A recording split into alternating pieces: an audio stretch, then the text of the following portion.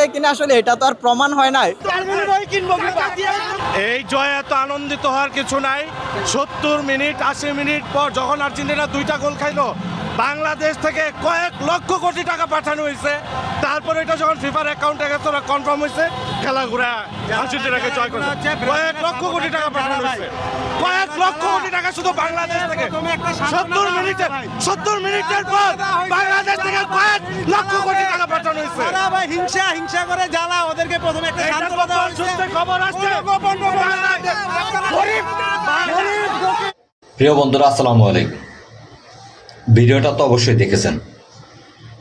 এই শালার পুতে কত বড় খারাপ যে ও বাংলাদেশের বিরুদ্ধে ওইটি বাহিরের কাছে মাথা নত করেছে।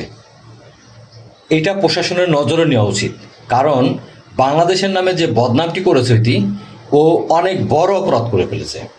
বাংলাদেশ থেকে নাকি বলে 70 মিনিটের পরে ফিফার কাছে টাকা পাঠাইছে, যেখানে বাংলাদেশ থেকে হাজার হাজার কিলোমিটার দূরে আর্জেন্টিনা, ব্রাজিল। আমরা তাদেরকে নিয়ে কটূক্তি করি, আমরা তাদেরকে নিয়ে মারামারি করি, তাদেরকে নিয়ে হাঙ্গামা করি। আমি কর্তৃপক্ষের কাছে আবেদন করব, আগামী বিশ্বকাপ থেকে বাংলাদেশে আর্জেন্টিনা, ব্রাজিলের যারা সাপোর্ট করে তাদের জন্য নিষেধাজ্ঞা দেওয়া উচিত। এক হচ্ছে আর্জেন্টিনা, ব্রাজিলের সমর্থন করবেন যারা যেদিনকে আর্জেন্টিনা, ব্রাজিলের খেলা হবে বাংলাদেশের কোথাও সেখানে প্রজেক্টর লাগানো হবে না, যার যার ঘরে বসে খেলা দেখবে। আর দ্বিতীয়টা হচ্ছে যখন খেলা শুরু হবে সারা বাংলাদেশে কোথাও আর্জেন্টিনা, ব্রাজিলের পতাকা লাগানো যাবে না। এইটা যদি বন্ধ করতে পারে বাংলাদেশ সরকার, বাংলাদেশ প্রশাসন, তাহলে পারে বাংলাদেশে এই আর্জেন্টিনা, ব্রাজিল নিয়ে যে ঝামেলাগুলো প্রতি বছরে হয়, প্রতি বিশ্বকাপ আসলে হয়, এই ঝামেলাগুলা থাকবে না।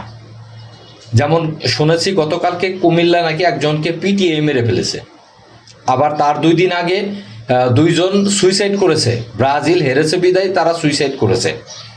আবার এই লোকটা বলছে এই বাটপার, কত বড় বাটপার, ও বাংলাদেশের নামে বহির্বিশ্বের কাছে আপনার বদনাম ছড়াচ্ছে। 70 মিনিটের পর নাকি বাংলাদেশ থেকে ফিফার কাছে টাকা পাঠাইছে, তারা কনফার্ম হয়েছে, ম্যাচ ঘোরাই দিছে।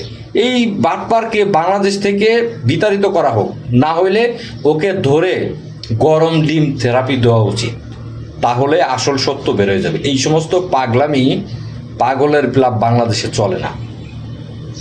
এই জন্য বাংলাদেশ সরকারের কাছে আমি আবেদন করছি, আমি যে কথাগুলো বললাম আমার ভিডিওটা যদি সবার কাছে ছড়াই দিবেন, আপনারা বেশি বেশি করে শেয়ার করবেন।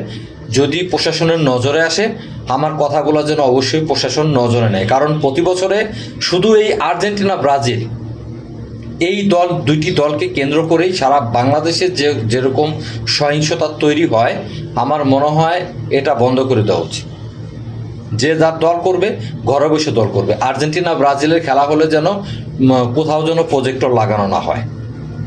আমার ভিডিওটা বেশি বেশি করে শেয়ার করবেন, যাতে সারা বাংলাদেশে সবার কাছে যায় এবং বহির্বিশ্বের কাছেও যায়, এবং আমাদের দেশের সরকার প্রশাসনের কাছে এই ভিডিওটা পৌঁছায়। ধন্যবাদ সবাইকে। আসসালামু আলাইকুম।